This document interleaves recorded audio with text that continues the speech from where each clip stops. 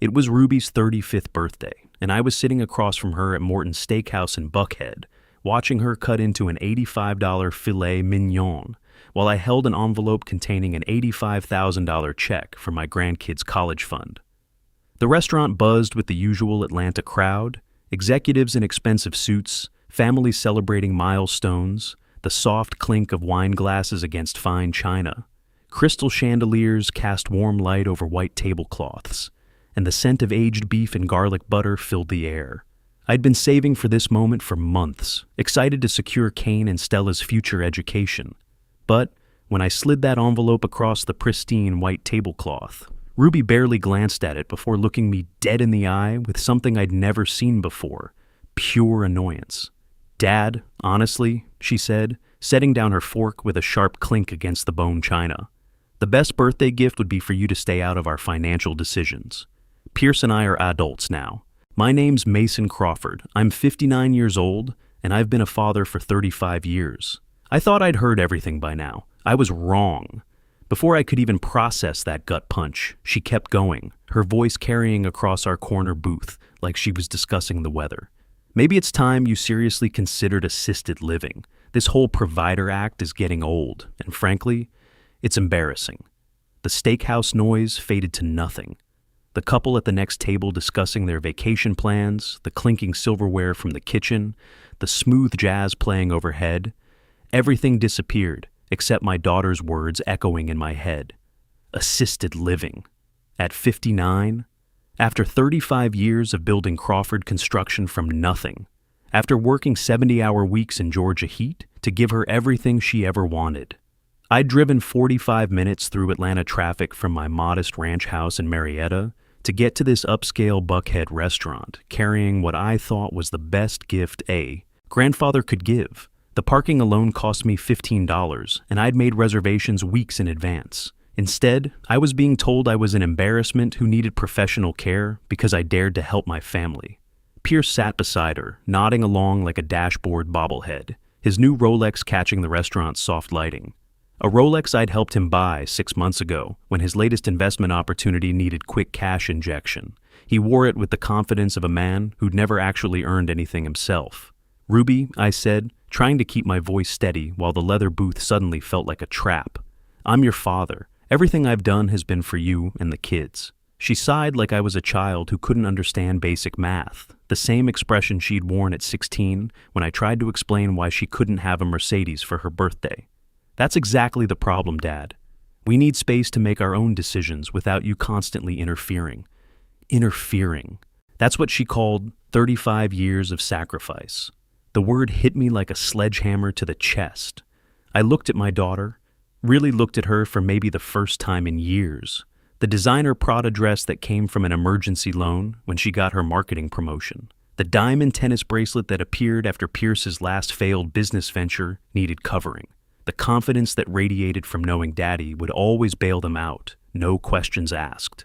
Around us, Morton's continued its expensive symphony. Waiters glided between tables carrying plates of Wagyu beef and lobster tails.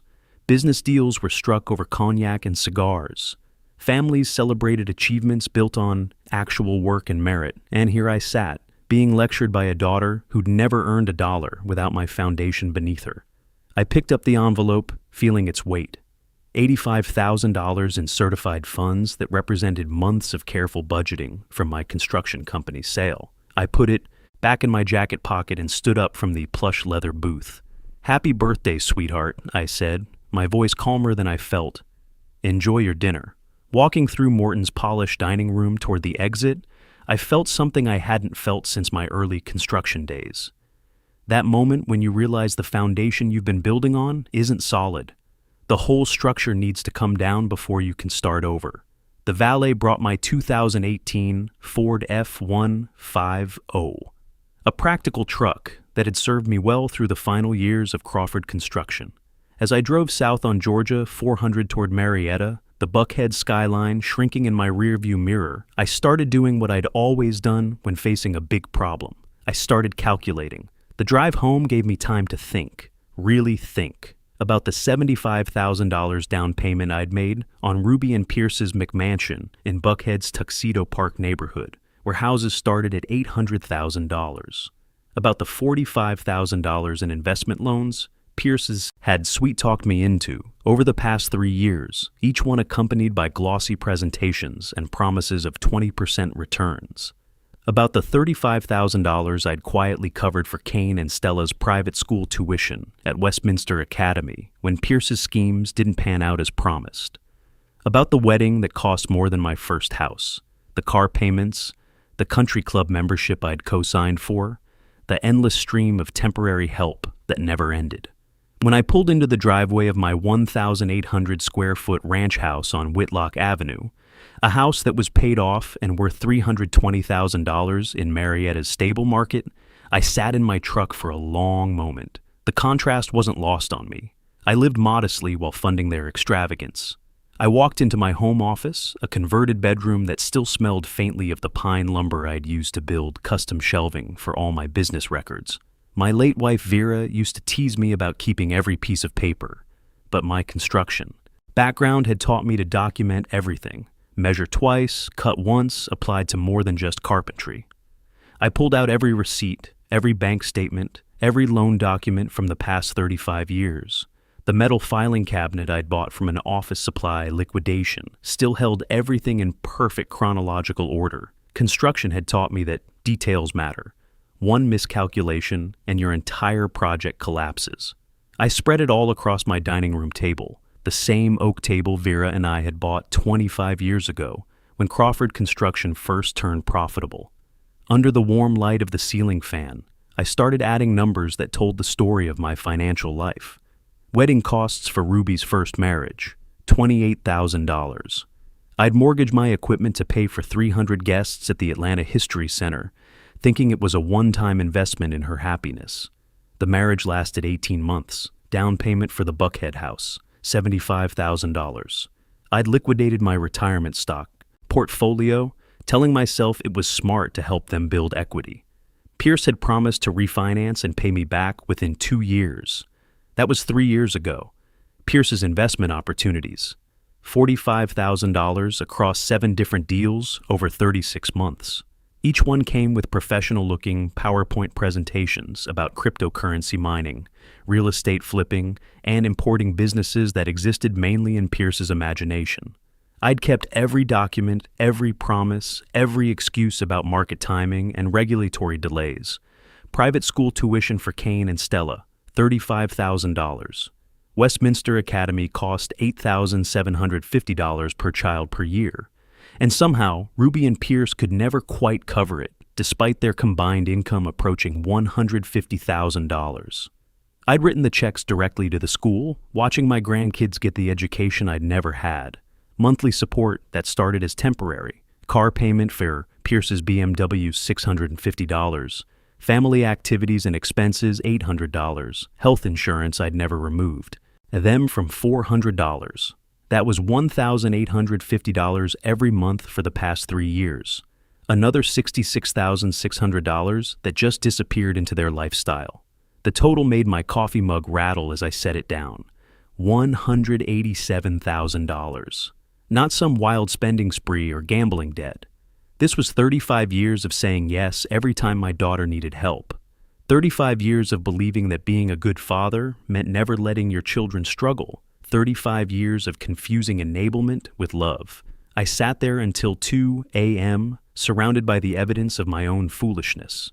Crawford Construction had been successful. I'd built quality homes across North Georgia, employed 15 men at peak, and sold the business for $1.2 million 4 years ago. I'd planned to live comfortably on that money plus Social Security.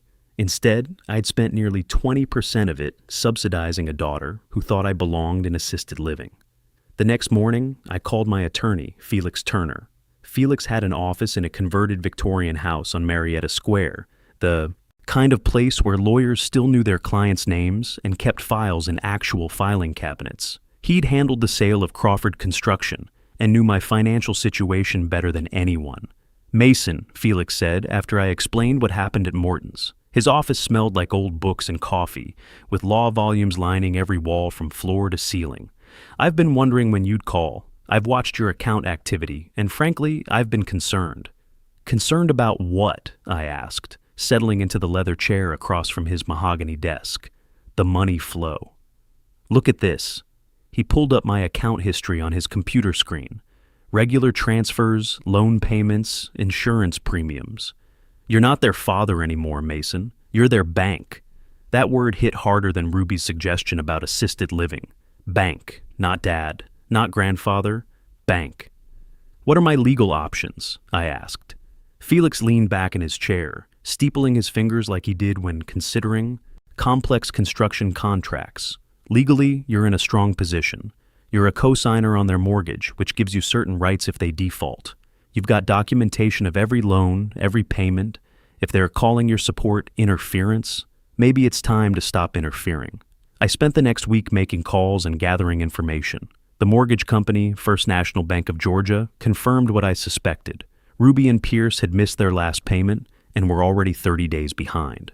The customer service representative, speaking in that carefully neutral tone banks use, explained that, as a co-signer, I had the right to be notified of any delinquency. The country club, Peachtree Golf Club, with its $50,000 initiation fee, was threatening suspension for non-payment. Pierce had somehow convinced me to guarantee his membership, claiming it was essential for his investment networking. The membership director informed me that they were 90 days behind on dues. Pierce's BMW, a 2022 Series 5 with every option package, had a payment due in 5 days. The finance company had already called my house twice looking for Pierce, since I was listed as the co-borrower. Most interesting was what I learned about Pierce's investment company. Sullivan Capital Management existed mainly on a website and business cards. The Georgia Secretary of State had no record of half the businesses he claimed to be investing in. A few phone calls to the Better Business Bureau revealed that 2 previous investors had filed complaints about promised returns that never materialized. My $45,000 hadn't gone into any legitimate investments. It had gone into maintaining a lifestyle Pierce couldn't afford on his travel agency salary of $42,000 a year. I made a decision that felt both terrifying and liberating. Standing in my kitchen, while looking out at the dogwood tree Vera and I had planted 20 years ago, I was going to grant Ruby's birthday wish. I was going to stop interfering. First, I called First National Bank and formally notified them that I was exercising my rights as a co-signer to demand immediate payment on the mortgage due to the missed payment. The loan officer, a woman named Patricia Wells, who'd handled the original paperwork, explained that, as a co-signer with equity stake, I had the right to protect my investment when the primary borrowers defaulted. "Mr. Crawford," she said in her professional tone, "you have several options. You can bring the loan current yourself, or you can begin foreclosure proceedings to protect your financial interest. Given that you've contributed $75,000 to this property, Georgia law is very clear about your rights." Second, I called Peachtree Golf Club and formally removed my guarantee on Pierce's membership. The membership director, a man who'd seen plenty of financial drama over the years, was surprisingly understanding. "Sir, we see this more often than you'd think. Family members guaranteeing memberships that become unaffordable. We'll process your withdrawal immediately." Third, I called BMW Financial Services and removed myself as co-borrower on Pierce's Series 5. Since they were already behind on payments, the finance company was eager to repossess the vehicle rather than chase multiple guarantors. Fourth, I drove to First National Bank and closed the joint checking account I'd maintained for family emergencies. The account held $12,000 that went straight back to my personal checking. The teller, a young woman who'd processed dozens of similar transactions, completed the paperwork without question. Then I did something I hadn't done in 35 years of fatherhood. I turned off my phone and drove north to my favorite thinking spot, Vogel State Park near Blairsville, Georgia. The 2-hour drive through North Georgia mountains gave me time to process what I'd just done. I rented a cabin overlooking Wolf Creek for the weekend, a simple place with a stone fireplace and wide windows, facing the Blue Ridge Mountains. Sitting on the cabin's deck with a cup of coffee, surrounded by the sound of running water and wind through the pines, I felt something I hadn't experienced in decades. Peace. No phone calls asking for money. No emergencies that required immediate financial solutions. No guilt about not doing enough for my family. Just quiet. When I turned my phone back on Sunday evening, driving south through Dahlonega as the sun set behind the mountains, there were 23 missed calls and 17 voicemails. I pulled into a McDonald's parking lot and listened to them in order, watching my daughter's panic unfold in real time. Dad, First National, called about the mortgage. There's some misunderstanding about your guarantee. Call me back. Dad, where are you? Pierce's car got repossessed from his office parking lot. People saw it. We need to talk immediately. Dad, this isn't funny. Peachtree Golf Club called saying you canceled Pierce's membership. He has business. Meetings there. Fix this. By voicemail number 10, the tone shifted from demanding to concerned. Dad, I've called your house 6 times. Mrs. Henderson next door says she hasn't seen you. Are you okay? By voicemail 15 came the bargaining. Dad, I'm sorry about what I said at dinner. I was stressed about work. Pierce has been under pressure with his investments. Please call me back. We can work this out. Finally, voicemail 17. Dad, I've called every hospital, police station, and all your friends. No one knows where you are. If something happens to you, I'll never forgive myself. Please just tell me you're okay. Too late. I'd heard my daughter's true feelings at Morton's. When she thought she was in control, I was an embarrassment who needed assisted living. When her lifestyle was threatened, suddenly I was dad again. I didn't call back. Instead, I drove straight to Felix Turner's office Monday morning. His secretary, an older woman who'd worked for him for 20 years, squeezed me into his schedule between appointments. I want to file a civil suit to recover the $45,000 in fraudulent loans, I told Felix, sitting in his familiar office while morning sunlight streamed through the Victorian windows. Fraudulent? Felix looked up from the paperwork I'd brought. Pierce lied about what he was investing in. I have documentation of everything he claimed versus what actually exists. Sullivan Capital Management is basically a shell company. In Georgia, that's investment fraud. Felix smiled for the first time since I'd known him. Now you're thinking like a businessman instead of a father, Mason. Let me make some calls. The lawsuit hit Pierce and Ruby like a lightning strike on a clear day. In Georgia, you can't ignore a civil suit, especially when the plaintiff has documentation going back years, and the defendant's business practices don't withstand basic legal scrutiny. Pierce's investment company fell apart under the first day of discovery. His lawyer, a young man from a strip mall firm, took one look at the evidence and advised Pierce to settle immediately. But the real shock came when the foreclosure process began. Ruby called me for the first time in 2 weeks, and I could hear her crying before she even spoke. Dad, please!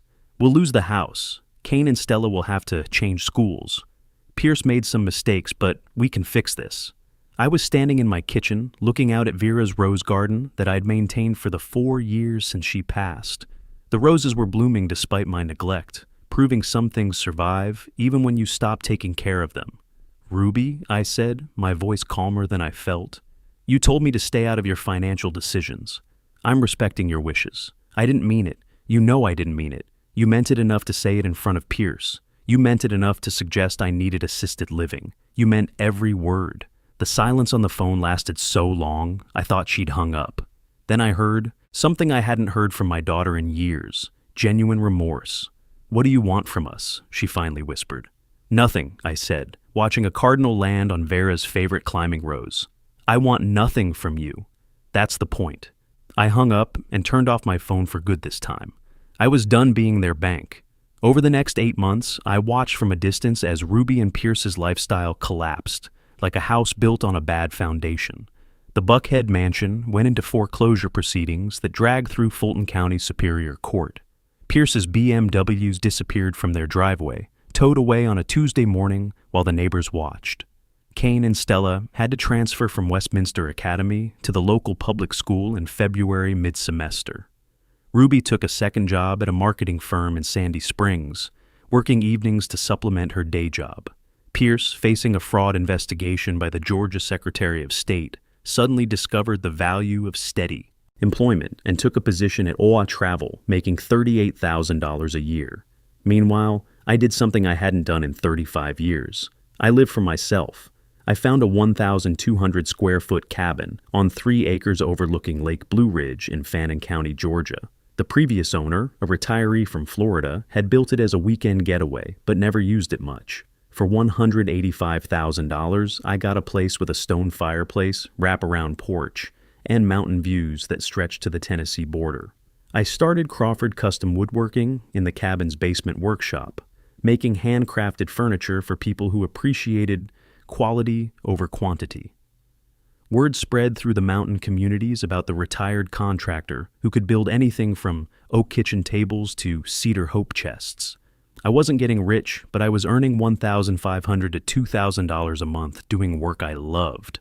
I volunteered with Habitat for Humanity every other Saturday, teaching young men the construction skills that had built my fortune. There's something satisfying about watching a 22-year-old learn to properly swing a hammer or understand why you measure twice and cut once. Most importantly, I joined a men's group at Blue Ridge Baptist Church, 8 guys between 55 and 72, who met every Thursday morning at Hardee's for coffee and conversation. Turns out, I wasn't the only father who'd been used as an ATM by ungrateful adult children.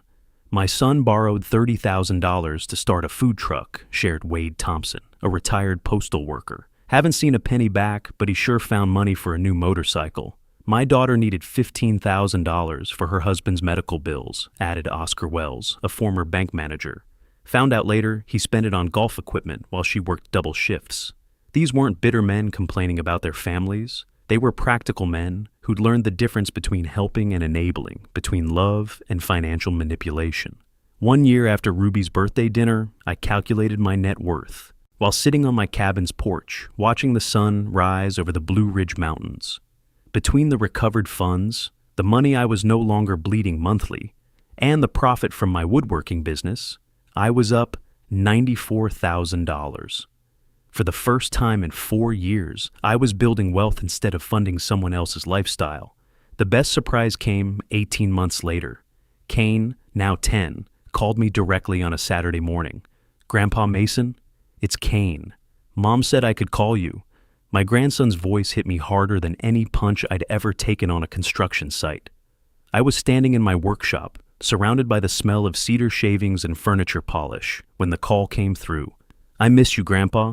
Mom and Dad said you were sick and needed special care, but Uncle Dante told me the truth about what really happened at your birthday dinner. I'm sorry Mom was mean to you." I drove down from Blue Ridge that afternoon, making the 2-hour trip to their new apartment in Marietta, a modest, 2-bedroom place in a complex off-Cobb Parkway that was probably 1/5 the size of the Buckhead mansion. Ruby answered the door looking thinner, older, but somehow more genuine than I'd seen her in years. "Dad," she said quietly, stepping aside to let me in. "Can we talk?" Kane and Stella ran to me like the grandkids I remembered, before money had complicated everything. The apartment was clean but simple. IKEA furniture instead of custom pieces. A 32-inch TV instead of the 75-inch monster they'd had before. But it felt more like a home than their mansion ever had. We spent 3 hours talking, really talking, for the first time in years. Ruby told me about the shame of losing the house, the embarrassment of Kane and Stella's school transfer, the reality of Pierce working at a travel agency while facing legal consequences for his schemes. "I was wrong," Ruby said as I was leaving, standing in the doorway of their modest apartment. "About everything. Pierce was feeding me lines about financial independence, but really we were just using you. I see that now." "What changed?" I asked. "Losing everything. Having to actually work for what we wanted instead of expecting it to be handed to us. Watching Pierce's schemes fall apart and realizing how much we took you for granted." 3 years later, at 62, I'm not in assisted living. I'm living more fully than I had in decades. My cabin is paid off, my woodworking business thriving, my retirement secure. Kane and Stella visit every other weekend, learning to use hand tools and listening to stories about building things that last. Sometimes the best gift isn't what someone asks for. It's what they force you to give yourself.